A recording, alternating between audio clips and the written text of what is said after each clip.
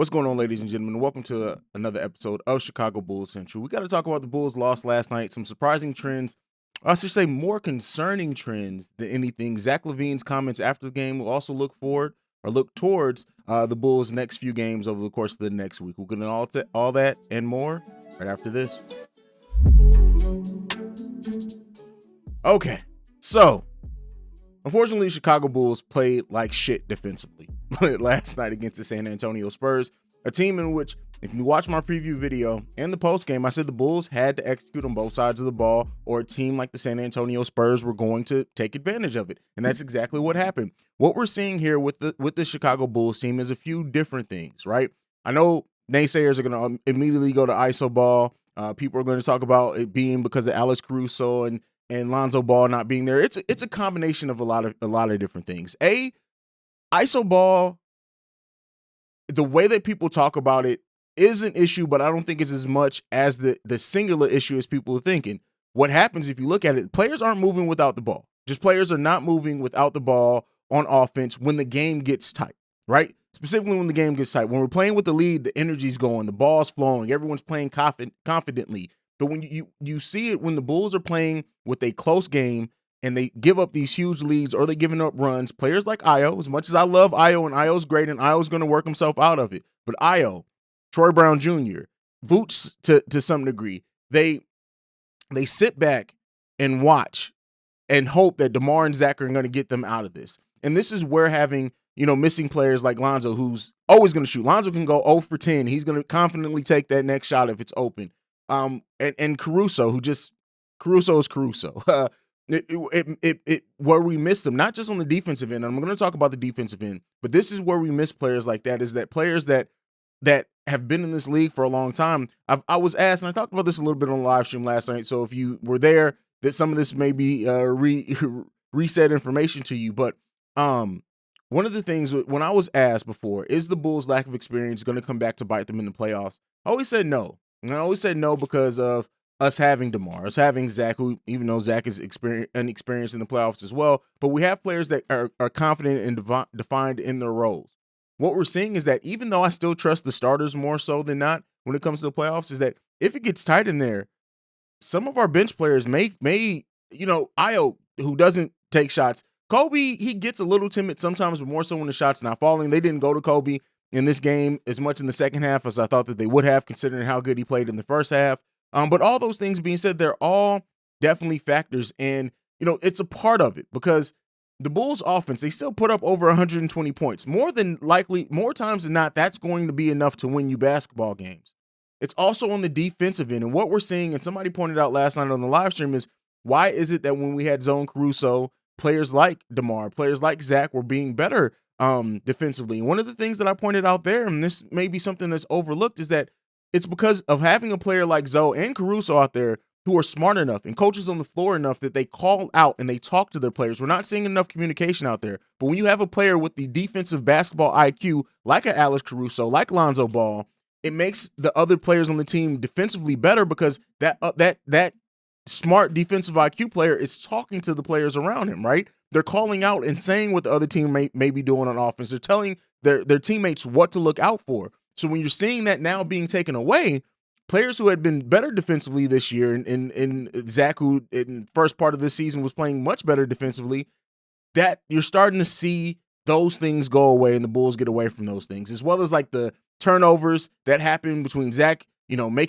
Zach is not the best decision maker, especially in crunch time. That's one of the things that we're supposed to be a benefit of bringing in a player like Lonzo, bringing in DeMar DeRozan, is that Zach wasn't going to be forced to do those crunch time ball handling things. But with that changing now, he is, and we're seeing him go back to making those mistakes, the bouncing the ball off his foot, the losing balls when the double team comes in. On DeMar's side, not passing out of the double team fast enough again. But yes, those things are an issue, but it still boils down to the other players are also losing their confidence and not moving without the ball.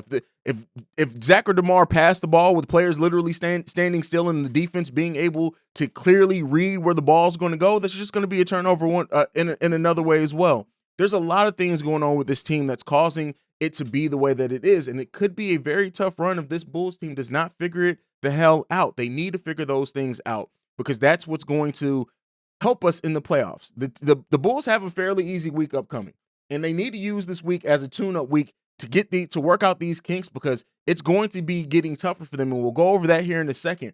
I want to talk about Zach LaVine's comments after the game as well, talking about how bad they played defensively, talking about like Vooch is in the place that the coaches want him to be on defense, but it's up to the other players that got to help him. I love that he said that. I love that he's being vocal about it. I love all that, but the proof has to be in the pudding, right? They have to do it.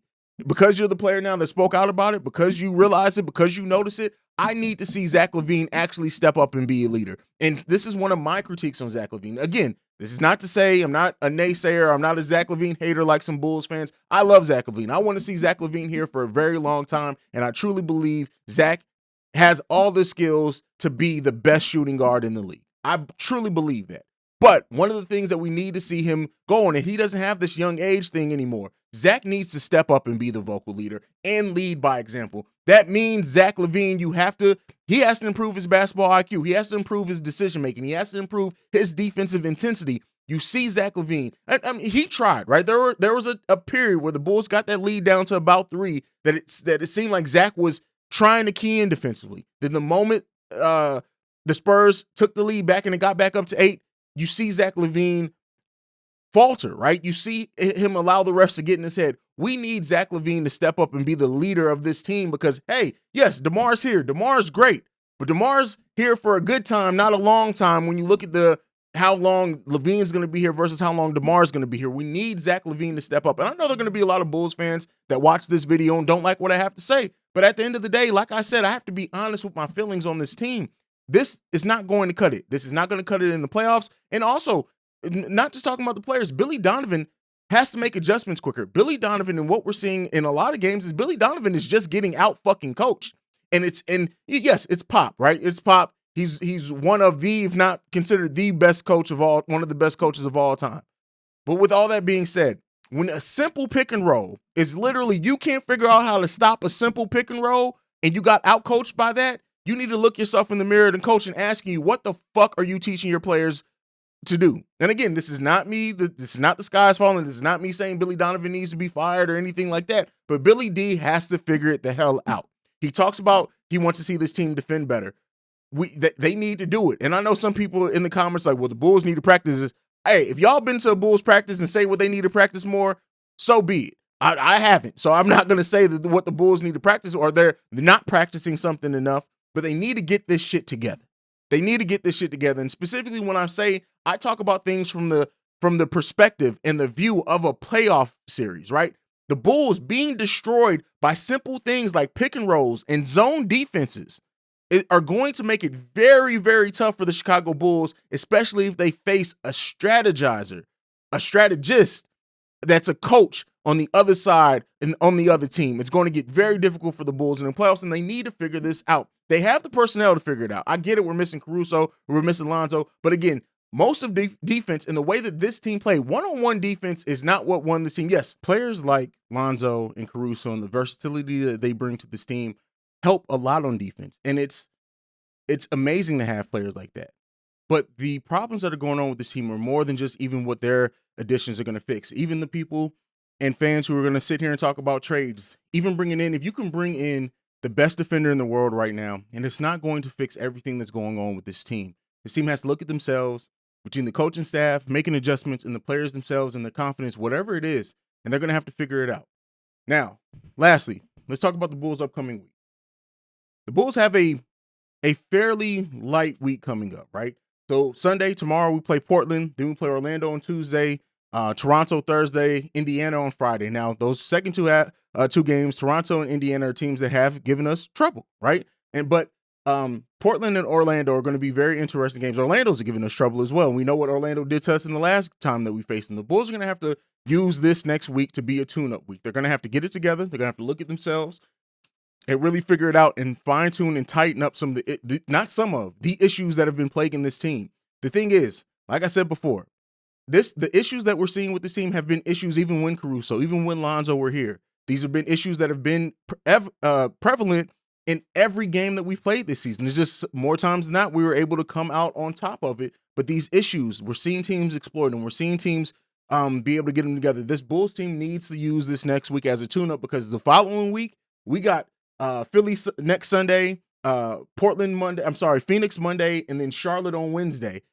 Those are all games that are going to be very tough for the Bulls in a very short, condensed amount of time. So the Bulls need to use these next 4 games to really get their stuff in order and in gear and prepare, because I'm telling you what, those games against the games against Philly and the games against Phoenix are going to be really, really ugly games if the Bulls can't figure this out. So that's what my thought is. That's where I stand with everything going on. Let me know your thoughts on it all down below. We're going to go ahead and get into the mailbag. We got one voicemail from Shay, and it's this. Hey, Haize, what's up? This is Shay. I was thinking, with Kevin Durant being out up until after All-Star break, do you think it's possible with Nikola Vucevic's play as of late, he will be his replacement in the All-Star game? Because I don't see many forwards that's deserving of to be a replacement for him other than Vucevic.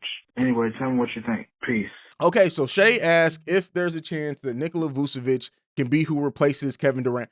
I don't see that happening. I just don't. I don't think the coaches put him in. I don't see that happening. Weirder things have happened, but I just don't see that Vooch gets placed in this year's All-Star team. I just don't see it happening. I could be wrong. If I am wrong, I would love to be wrong about this, but I just don't see that happening. Let me know what you guys think down below, though. Do you think there's any chance, and in what way can Vooch make this All-Star team? We already expect and pretty much know Zach is going to be making it in as a reserve, but what way can we see Nikola Vucevic make this team? Let me know what you guys think down below. But that's it for me for today. Make sure you're following the podcast at Bull Central Pod. You can send us any feedback, questions, comments, concerns, bullcentralpod@gmail.com. Lastly, if you want to leave us a voicemail, you can do so at 773-270-2799. Like I like to end every episode on. Go Bulls. Love you guys.